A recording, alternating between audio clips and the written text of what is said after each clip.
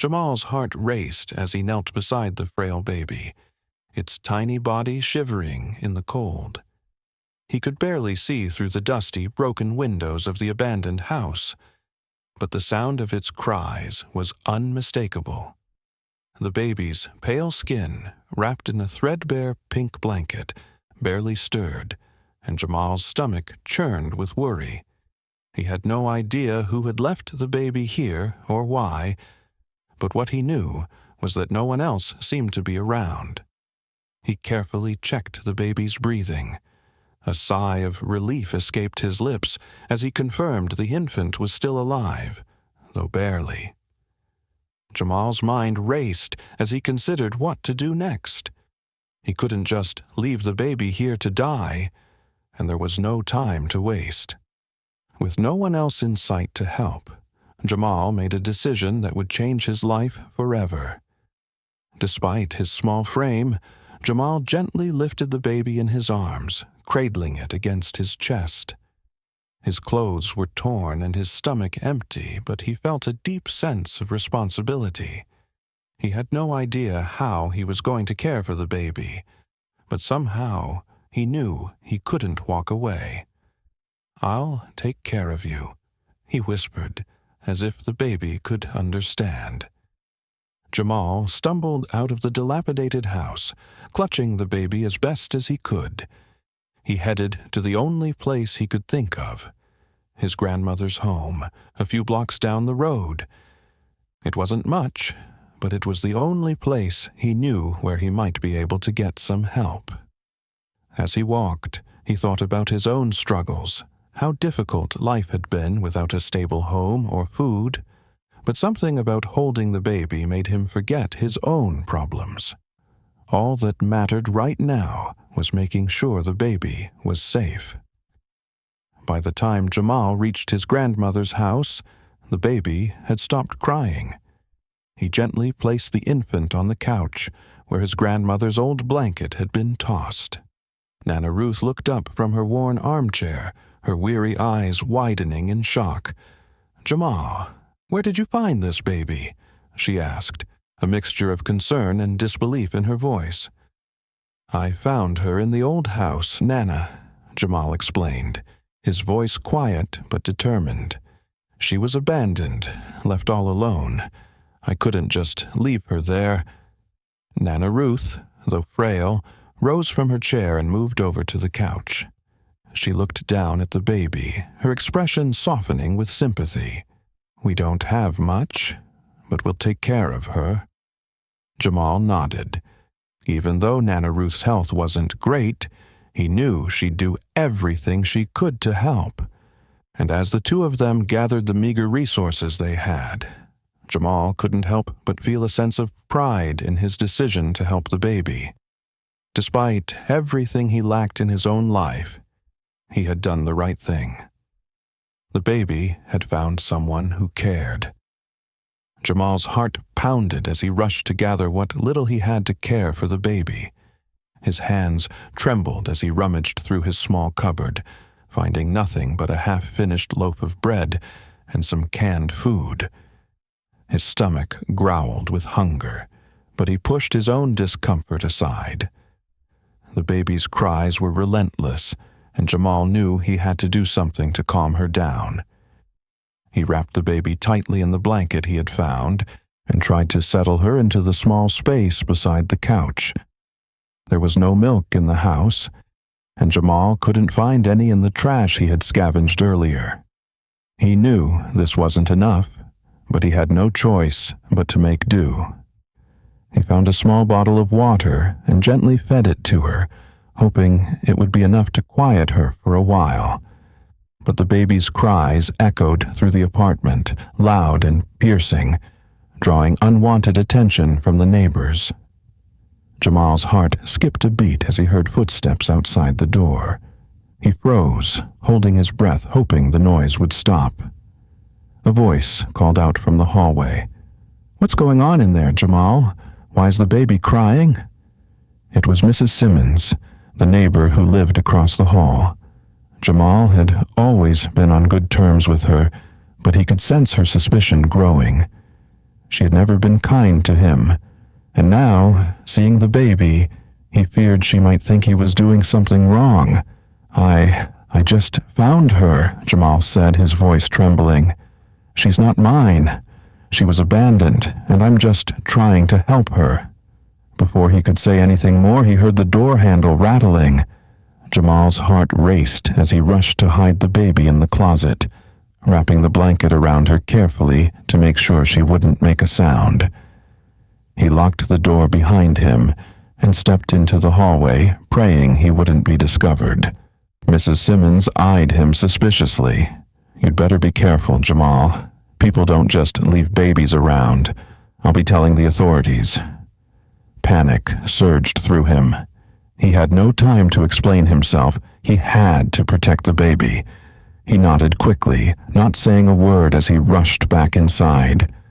When Mrs. Simmons turned away to make the call, Jamal grabbed the baby and slipped out of the door, making sure it was locked behind him. The streets were no safer than the apartment, but Jamal had no choice.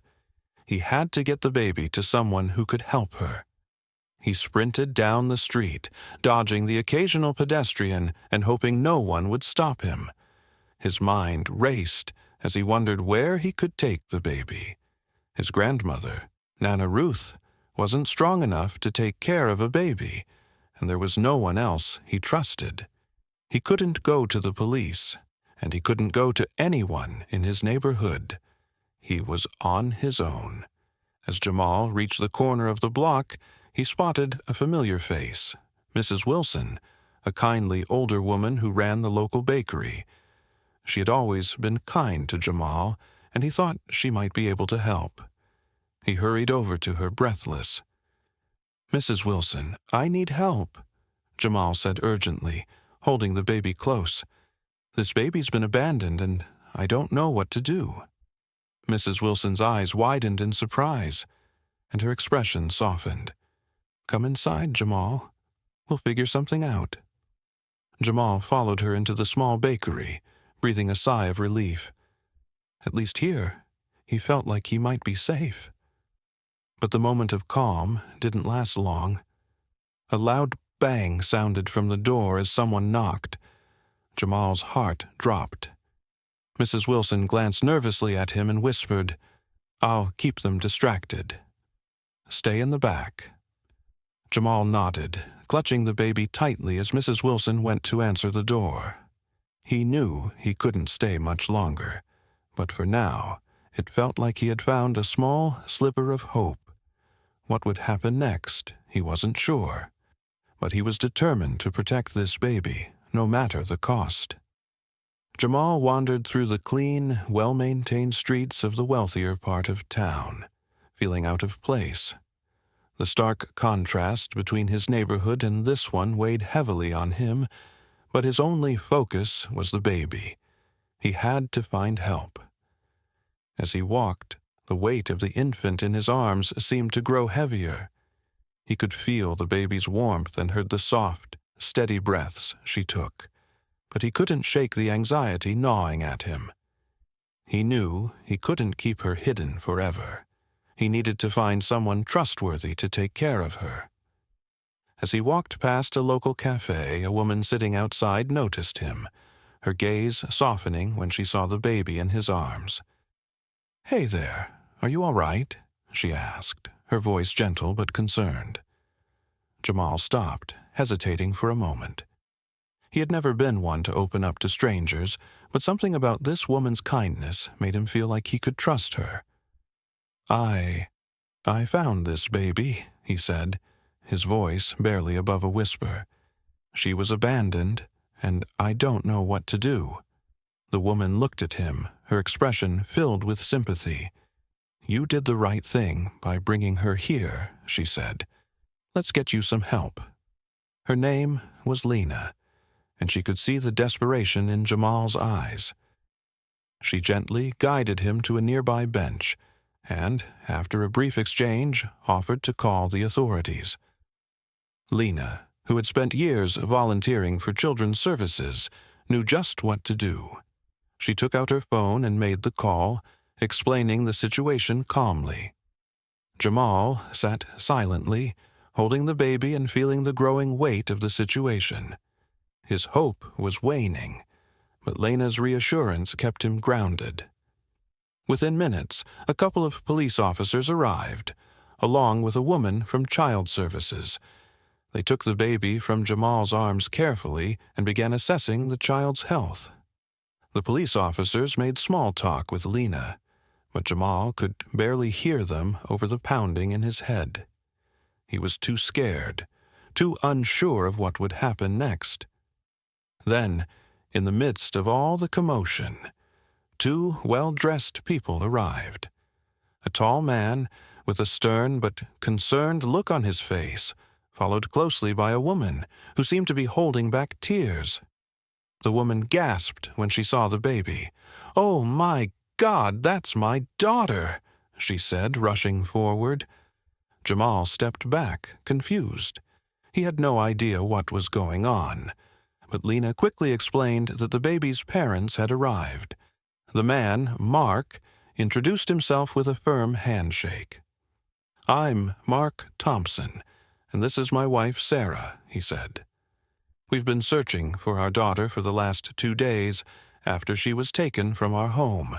Sarah's eyes filled with tears as she carefully cradled the baby in her arms. She looked down at her child and then back up at Jamal, her gratitude overwhelming. Thank you for saving her," she whispered, tears streaming down her face. "I don't know what we would have done if you hadn't found her." Jamal stood awkwardly, unsure of what to say. He wasn't used to being thanked for anything, especially something as monumental as saving a life. "I just did what was right," he said, shrugging slightly. Mark stepped forward, his voice filled with emotion. "What you did for our daughter, for our family, is incredible.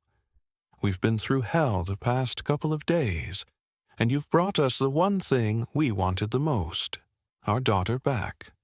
Mark extended his hand to Jamal, shaking it firmly. "We can never thank you enough." Jamal felt a wave of emotion wash over him, but before he could respond, Sarah added, "You saved her life. You're a hero." Jamal blushed, his discomfort evident. He wasn't a hero. He was just a kid who did what he felt was right. But their gratitude was overwhelming, and for the first time in his life, he felt something close to pride. As the authorities continued to process the situation, Mark and Sarah stayed with the baby, overwhelmed with relief. Jamal, though unsure of what would come next, felt a small sense of peace. He had done the right thing, and for the first time in a long time, it felt good. They didn't know each other, but in that moment, Jamal felt a deep, unspoken connection with the family. What had started as an act of survival had blossomed into something much greater than he could have ever imagined. The air in the room felt heavy with emotions as Mark and Sarah sat across from Jamal, holding their baby in their arms. The warmth of the reunion had settled into a quiet, reflective atmosphere. Jamal, though overwhelmed by the unexpected gratitude, felt a deep sense of discomfort. He wasn't used to being the center of attention, especially when it came to something as big as saving someone's life. But as they looked at him, Sarah and Mark's faces were filled with appreciation, and the weight of their words hung in the air. "Jamal," Mark began, his voice steady but filled with emotion, "we can't express how grateful we are for what you've done for our daughter. What you did, it's nothing short of heroic." He paused, taking a deep breath. "But we've been talking, and we want to offer you something that we hope can change your life." Jamal shifted uncomfortably in his seat, unsure of what was coming next. He had never been good with compliments, let alone offers that seemed too good to be true. His mind swirled with thoughts of the life he had always known, of the struggles, the fights for survival in a world that seemed indifferent to his existence. "We know you've had a difficult life, Jamal," Sarah said softly, her voice trembling slightly as she glanced at her husband. "And we know it's not right for someone as young as you to have to carry such a heavy load. We've been discussing how we can help." Jamal shifted again, not fully understanding what they were offering. He didn't know what he could accept. He wasn't used to people offering him anything without strings attached. He had lived in a world where people turned away from him, judged him based on his skin color, and never saw beyond the tattered clothes or the life of hardship he had been dealt. But these people, Mark and Sarah, looked at him like he was more than just a street kid. "We're offering to sponsor your education, Jamal," Mark continued, his eyes locked onto the boys. "We know that you want to make something of yourself, and we want to help you get there. You deserve a chance." Jamal stared at him, trying to process the words. Sponsor his education. Get a chance at something better than the constant struggle for survival. It seemed almost impossible. He had always thought that people like him, people from his neighborhood, couldn't expect to change their circumstances. But here was this couple offering him a lifeline. "And," Sarah added gently, "if you ever feel like you need a real family, a place to call home, we'd be honored to offer that to you as well. We'd love to have you as part of our family." The words hit Jamal harder than he expected. He had always felt invisible, like no one cared if he lived or died. The idea of someone, anyone, caring for him like this was foreign to him. His throat tightened as the weight of the offer sank in, and a part of him wanted to refuse, to back away from the feeling that threatened to overwhelm him. Why would you do this? Jamal's voice was barely a whisper, his confusion clear. "I'm just a kid. I don't deserve all this." Mark and Sarah exchanged a glance, and then Mark leaned forward. "Jamal, you do deserve it. You've shown incredible kindness and bravery. You saved our daughter's life. But more than that, you've shown us that even in the worst circumstances, there's still goodness in the world. You've inspired us." Jamal sat in silence, the weight of their words filling the room. He had never imagined anything like this, never even dared to dream it. But as he looked at the couple, their sincerity clear in their eyes, he realized that they weren't just offering him a chance at education. They were offering him the possibility of a life beyond survival, a life where he could dream, thrive, and be seen as someone worth caring about. Tears welled up in his eyes, and for the first time in his life, Jamal felt something he hadn't known he was missing: hope. I don't know what to say," Jamal said, his voice cracking slightly. "Thank you. I don't know what to do with all this. I've never had anyone believe in me before." Sarah reached across the table and took his hand in hers. "We believe in you, Jamal," she said, her voice soft. "We know you'll do great things." In that moment, Jamal felt the weight of everything he had carried, everything he had been through, begin to lift. It wasn't all gone, of course, but for the first time he could see a glimmer of a different future, one where he wasn't alone, one where people believed in him. "Okay," Jamal finally said, his voice stronger now. "I'll try. I'll take this chance." Mark and Sarah smiled, and for the first time Jamal smiled too, genuinely, from the heart. A new chapter was beginning for him, and it was full of possibilities. As Jamal settled into his new life, it felt like a dream. He had never imagined that a single decision, a decision to help a stranger, would lead to such a profound transformation. Moving into the spacious, welcoming home of Mark and Sarah had been overwhelming at first.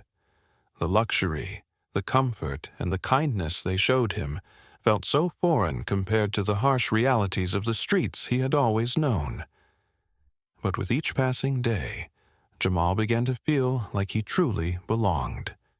His new room was cozy, filled with books and bright colors that made him feel safe. It was a far cry from the cold, dark corners he used to sleep in. Mark and Sarah made sure to give him everything he needed. But what mattered most was the emotional support they provided. They encouraged him to follow his dreams and worked tirelessly to ensure he had every opportunity to succeed. Jamal enrolled in school, something he had never been able to fully experience before. There, his teachers saw his potential. He excelled in his studies, especially in science, his favorite subject. Jamal's dream of becoming a doctor began to feel like an achievable reality. Every lesson he absorbed, every exam he passed, was another step closer to his goal. Despite the challenges he faced as the new kid from a rough neighborhood, Jamal thrived with the support of his new family. Mark and Sarah, who had once been strangers to him, became his pillars. They ensured he had everything he needed to succeed: proper school supplies, tutoring when he needed it, and most importantly, love. They taught him that his worth was not defined by where he came from, but by his heart and his actions. Jamal often reflected on the day he found the baby, how he had risked everything to save someone he didn't even know. Little did he know that selfless act of kindness would forever change his own life. He would have never imagined that the baby, now a healthy, happy toddler, would be such an integral part of his life. Mark and Sarah often expressed their gratitude for the way Jamal had transformed their family. "You saved our daughter's life, Jamal," Sarah would say, holding him close. "But in the process, you've saved us too." Jamal's story became a constant reminder to them of the power of kindness and how one act of courage can change everything. One afternoon, Jamal sat in the backyard with the little girl, now laughing and playing beside him. The sun set gently behind them, casting a warm glow on the grass. The baby, once abandoned and alone, was now thriving, and so was Jamal. They played together, sharing laughter and joy, their bond undeniable. In this quiet moment, Jamal realized that the love he gave to the baby had been returned to him tenfold. He had found a family. He had found hope. Mark and Sarah watched from the porch, smiles on their faces as they observed the beautiful connection between Jamal and the baby. They knew their family was complete, because kindness had brought them together. And as Jamal sat with the baby, watching her giggle and run around, he knew his future was brighter than he ever dreamed. One act of kindness had created a ripple effect that would change not just his life, but the lives of everyone he touched.